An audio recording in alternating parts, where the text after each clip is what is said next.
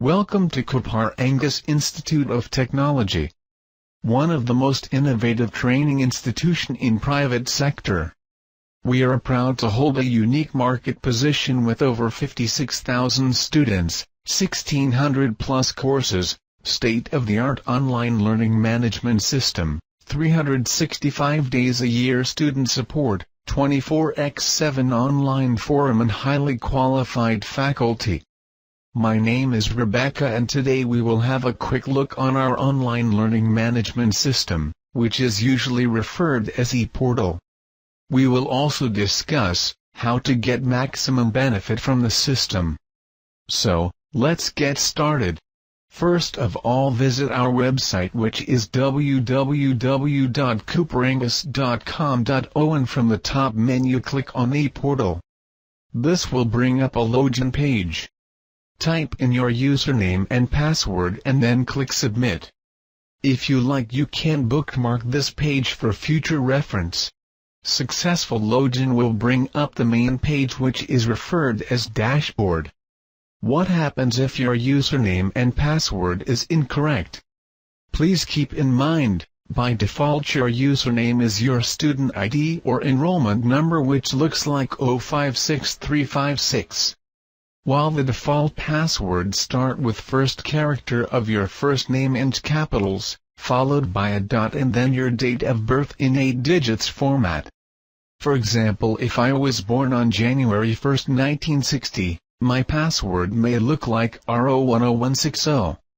If your username or password doesn't wanna work, send us an email with the username and password you are trying. Always remember, your point of contact is Student Services Department, and they have been instructed to maintain contact with the students via email only. Their email address is training@couparangus.com.au. Okay, coming back to dashboard. As you can see on the top right hand corner, you have our contact details should you need to contact us for any reasons. Always remember, preferred communication method is email. It helps us to keep track of all communication. On dashboard's main menu, one of the options says Edit Details. This allows you to modify your details if need be. Let's have a look. I just clicked on it, and as you can see, it does have all of your basic information like email address, name, postal address, phone number and password. At the end of your surname you will notice a code. This is your qualification code. Do not remove it. For instance, on this screen it says DMA, which means this person is enrolled in Diploma of Management. If you need to make any changes, for example change of address or change in mobile number or even the password, type in your new details and click on Submit button. Okay. Let's talk about another option on your dashboard. Messages. It works like your Hotmail or Gmail mailing system. Your tutors and assessors will communicate via this messaging system. Similarly, if you have any academic questions, you should be using this platform. For any non-academic inquiries, always contact Student Services Department at training@couparangus.com.au. Please remember, your tutor or assessor will not be able to assist in any of your non-academic inquiries. You might be thinking, what's the difference between tutor and assessor? When you enroll in any course, we assign you a tutor. Tutor is a subject specialist and is authorized to assist you in your studies. Assessor is a person who will mark your assessment. Usually assessor is a different person, and subject expert. Assessors are not authorized to respond to your messages and or answer your questions. Always direct your academic queries to your assigned tutor. Okay, coming back to messages. As you can see, I am in my inbox and I do have quite a few unread messages. Let's click on the first one. As it reads, Season's greetings from System Administrator. Okay, here is the message. On the right hand panel you can see couple of options, which are New Message, Inbox, Sent items and trash. Trash will display any deleted items. Let's have a look. So as we can see, I do have one deleted item under Received Messages section. I can still read it by clicking on the subject. Sent items will display list of your messages sent to other people, for example tutor or assessor. Okay, let's talk about new message option. As it sounds like, it allows you to send messages. First option says search for recipient, or you tick that little checkbox all my trainers. Type the subject and then the message. But before you ask your tutor a question, check the online forum and the FAQs page. Chances are you might be able to find your answers on any of these platforms. Online forum is available at kateaustraliaprobirds.com. While the FAQs are available on our website couparangus.com.au in the footer links. Okay, back to messaging. Let's see how we can send a message to our tutor. Start typing your tutor's name and search for a recipient box. For example, Simone. Then type a subject, for example, need help, activity 2.2. Then type your message. For example, good morning Simone. I am currently working on BSBHRM 506A unit and am stuck at activity 2.2. Could you please elaborate the activity requirements for me? Best regards, Tim. And then click on send. Remember, always mention exact activity number in your messages. Your tutor's ePortal view is completely different to yours. They need exact activity number to access the assessments. So you have to be precise. When you will get a message from your tutor or assessor, it will appear up here. A copy is also sent to your nominated. Now let's talk about enrollments option. As we can see, this screen is divided in two sections. Active enrollments and completed enrollments.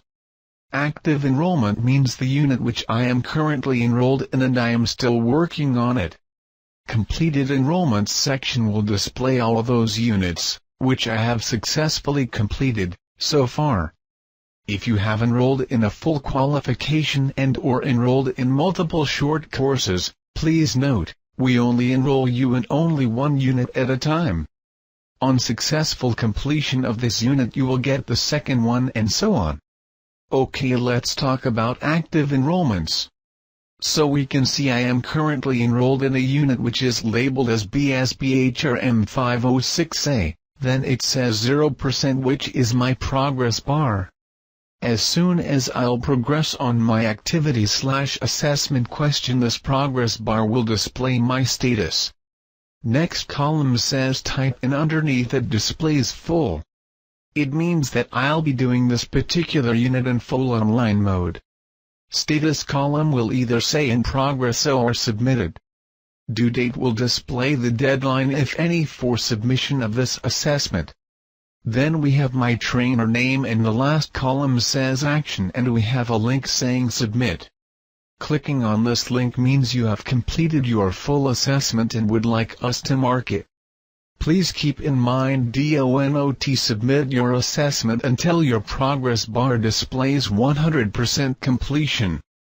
Incomplete assessments cannot be marked and will be sent back to you for completion.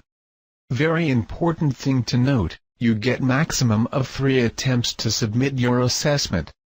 Incomplete submissions will reduce this number and you will be at risk. After third unsuccessful attempt you will be required to re-enroll in the unit by paying full fees, which usually ranges between $250 and $350. So please be very careful. Okay, now let's click on the unit number. This will bring up my actual unit, and from here I can start my studies. Let's have a quick look how it is structured. On the top I can see my unit number and its full name, followed by purpose of the unit. Then we have these 3 tabs. Dispensing information about structure, purpose and copyright information related to this unit. Structure is how this learning resource or unit is structured for you.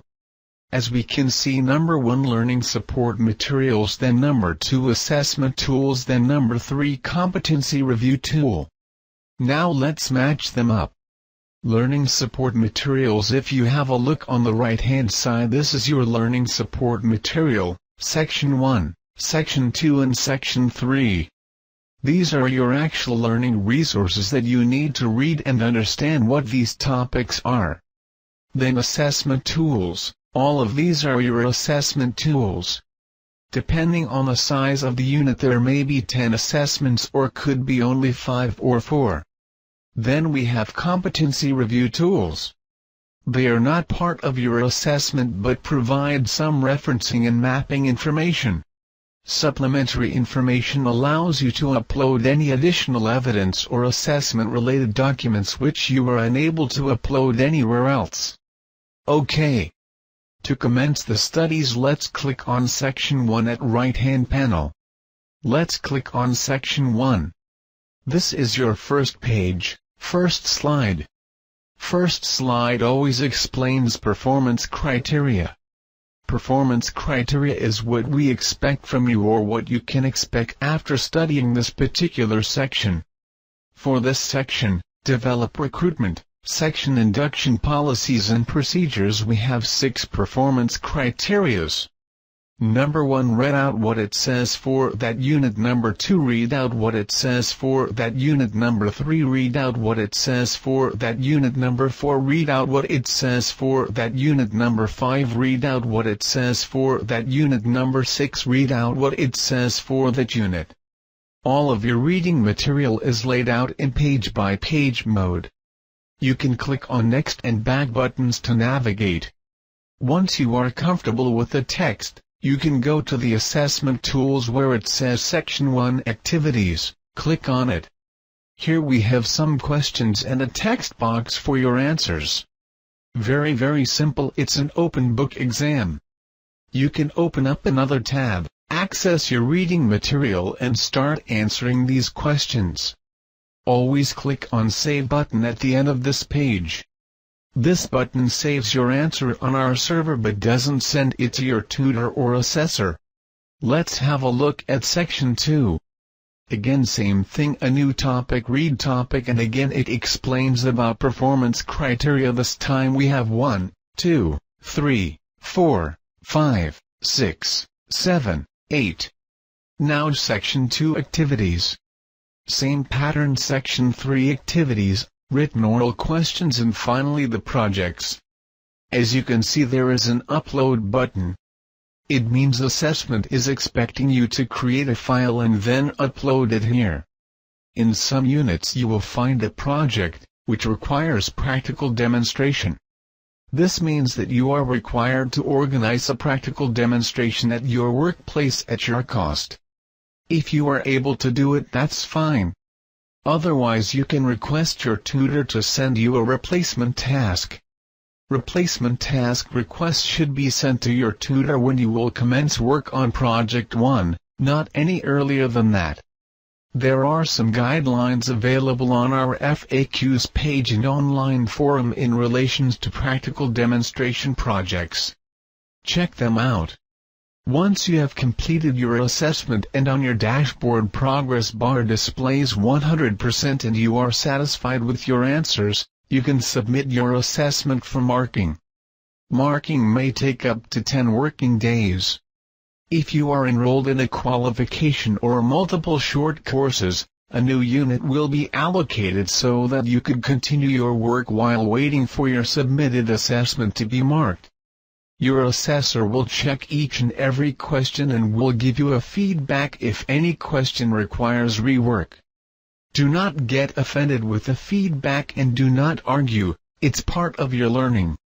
Read the feedback carefully and amend your answers accordingly. Never resubmit your assessment without making recommended changes. It will decrease your number of attempts, and after 3 unsuccessful attempts you have to re-enroll. Paying full fees for the unit, no exceptions.